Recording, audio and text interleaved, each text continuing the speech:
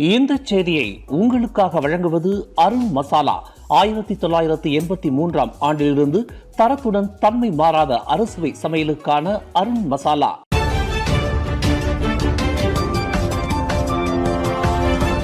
வணக்கம். திசைகளின் ஒரு மணி செய்திகள். இவ்வாண்டில் பல்வேறு குற்ற செயல்கள் முறியடிப்பு. கிட்டத்தட்ட 1 பில்லியன் ரிங்கெட் மதிப்புள்ள பொருட்கள் பறிமுதல். ஐஜிபி கூறுகிறார்.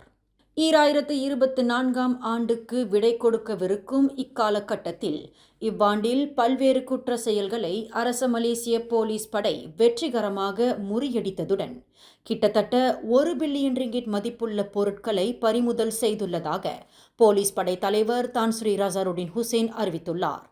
போலீசார் வெற்றிகரமாக முறியடித்த சம்பவங்களில் கொடிய விலங்கினங்கள் கடத்தல் முயற்சிகளும் அடங்கும் என்று அவர் விளக்கினார்.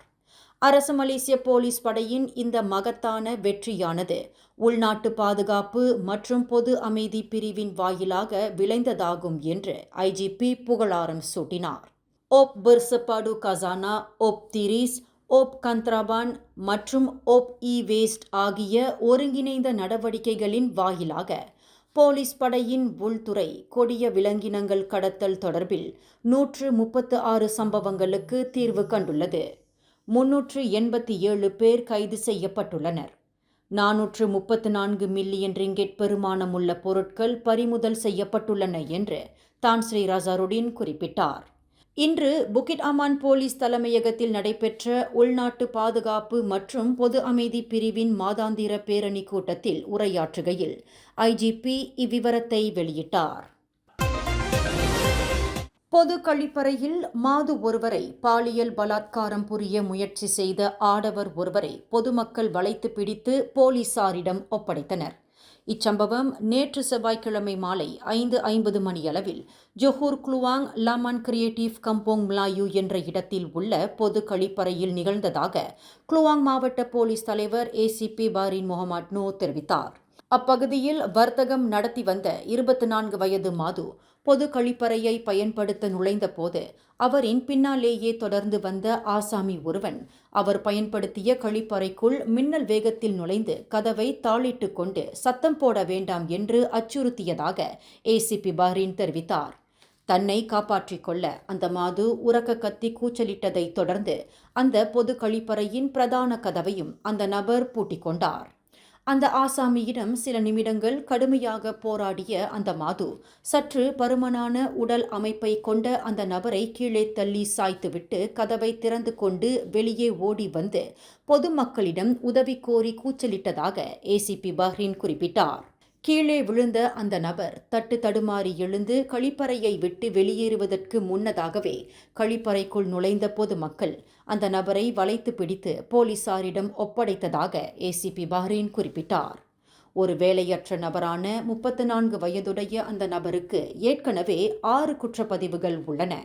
கழிப்பறைக்குள் அந்த ஆசாமியுடன் போராடியதில் அந்த மாது வாய் அடைக்கப்பட்டுள்ளார். இதனால் அந்த மாதுவின் வாயிலும் உடலிலும் கீறல் காயங்கள் ஏற்பட்டுள்ளன என்று ஏசிபி பஹ்ரீன் தெரிவித்தார். அந்த நபர் இன்று புதன்கிழமை காலையில் குளுவாங் மேஜிஸ்ட்ரேட் நீதிமன்றத்தில் நிறுத்தப்பட்டு தடுப்பு காவல் அனுமதி பெறப்பட்டதாக அவர் மேலும் கூறினார். ஜொஹூர் கடற்பரப்பில் வீற்றிருக்கும் பத்துபூத்தே தீவின் இறையாண்மை மீதான விவகாரம் கையாளப்பட்ட முறை தொடர்பில் அதிகமான போலீஸ் புகார்கள் செய்யப்படும் என்று எதிர்பார்க்கப்படுவதாக முன்னாள் பிரதமர் துன் மகாதீரின் வழக்கறிஞர் ரஃபீக் ரஷீத் அலி தெரிவித்துள்ளார். இவ்விவகாரம் தொடர்பில் கோலாலம்பூர், வங்சாமாஜு, டாங்வாங்கி, தம்பின், சுபாங்ஜயா, சிராஸ், காஜாங் மற்றும் பினாங்கு, ஜார்ஜ் டவுன் ஆகிய பகுதிகளில் நேற்று முன்தினமும் நேற்று செவ்வாய்க்கிழமையும் அதிகமான புகார்கள் அளிக்கப்பட்டு இருப்பதாக அவர் குறிப்பிட்டார்.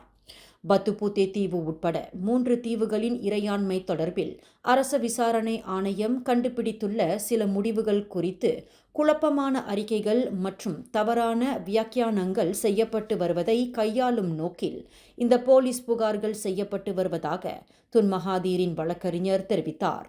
இவ்விவகாரம் தொடர்பில் கெடாசுங்காய் பட்டாணி மற்றும் இதர மாநிலங்களில் உள்ள போலீஸ் நிலையங்களில் புகார் அளிக்கப்படும் என்று அவர் குறிப்பிட்டார்.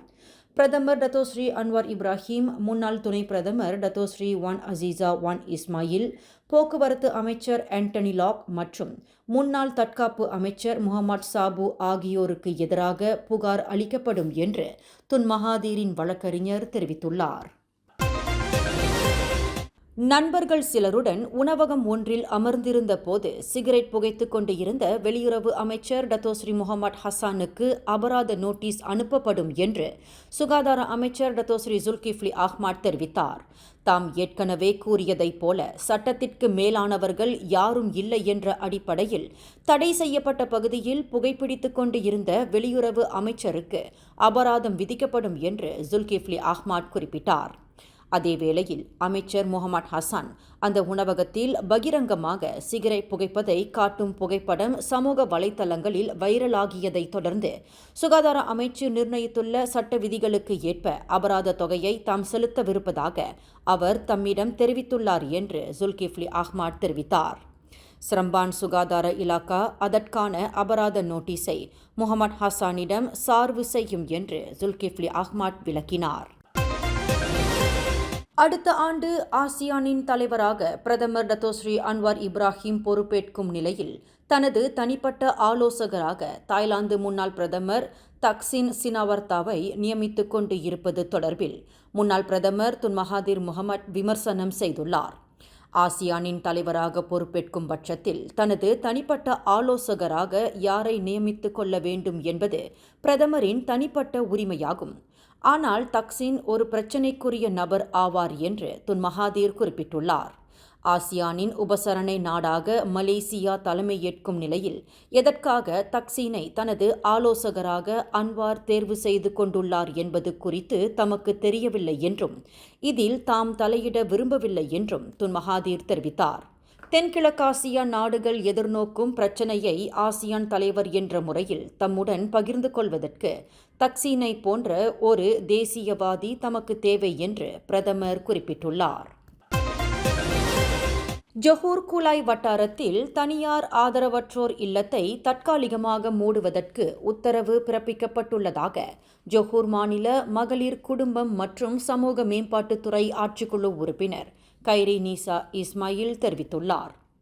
அந்த இல்லத்தை வழிநடத்தி வந்த அதன் உரிமையாளர் இல்லத்தில் தங்கியிருப்பவர்களுக்கு எதிராக பாலியல் பலாத்காரம் மற்றும் சித்திரவதை சம்பவங்களில் ஈடுபட்டதாக புகார்கள் கிடைக்கப்பெற்றதன் அடிப்படையில் அந்த தனியார் இல்லத்தை தற்காலிகமாக மூடுவதற்கு ஆணை பிறப்பிக்கப்பட்டுள்ளதாக கைரி நிசா குறிப்பிட்டார். இப்படியொரு உத்தரவு பிறப்பிக்கப்படுவதற்கு முன்னதாக சமூக நல இலாக்காவின் தலைமை இயக்குனர் அதிகாரத்தின் கீழ் உள்ள 1993 ஆண்டு ஆதரவற்றோர் பராமரிப்பு சட்டத்திற்கு ஏற்ப அந்த இல்லத்தில் ஓர் ஆய்வு மேற்கொள்ளப்பட்ட போது இவ்விவகாரம் உறுதி செய்யப்பட்டதாக கைரி நீசா தெரிவித்தார். குறிப்பாக கடந்த டிசம்பர் 9 நடத்தப்பட்ட முதற்கட்ட விசாரணையில் இந்த இல்லத்தில் 55 சிறார்கள் தங்கியிருப்பதாக தெரியவந்துள்ளது என்று கைரி நீசா விளக்கினார். குவாந்தான் ஜலான் குவாந்தான் பைபாஸ் ஓர் எண்ணெய் நிலையத்திற்கு அருகில் சாலையை கடக்க முற்பட்ட ஒரு வங்காளதேச பெண் காரினால் மோதப்பட்டு உயிரிழந்தார். நேற்று இரவு 11:50 மணியளவில் நிகழ்ந்த இந்த சம்பவத்தில் 21 வயது நஹேரிமா சுல்தானா நிஹோமோனி என்ற வங்காளதேச பிரஜை உயிரிழந்ததாக போலீசார் அடையாளம் கூறினர். பொரோடுவா மைவி காரினால் மோதப்பட்ட அந்த இளம்பெண் தலையிலும் உடலிலும் பலத்த காயங்களுக்கு ஆளாகி சம்பவ இடத்திலேயே மாண்டார். இதில் கார் ஓட்டுநர் காயம் அடையவில்லை என்று குவாந்தான் மாவட்ட போலீஸ் தலைவர் ஏசிபி வான் முகமது ஜஹாரி வான் புசு தெரிவித்தார். யாரும் எதிர்பார்க்காத நிலையில் அந்த பெண் மின்னல் வேகத்தில் சாலையில் கடக்க முற்பட்ட வேளையில் கார் ஓட்டுநர் அவரை மோதுவதிலிருந்து தவிர்க்க இயலவில்லை என்பது விசாரணையில் தெரியவந்துள்ளது என்று ஏசிபி வான் மேலும் கூறினார். இந்த செய்தியை உங்களுக்காக வழங்கியது அருண் மசாலா. 1983 ஆண்டிலிருந்து தரத்துடன் தன்மை மாறாத அறுசுவை சமையலுக்கு அருண் மசாலா. மேலும் செய்திகளை தெரிந்து கொள்ள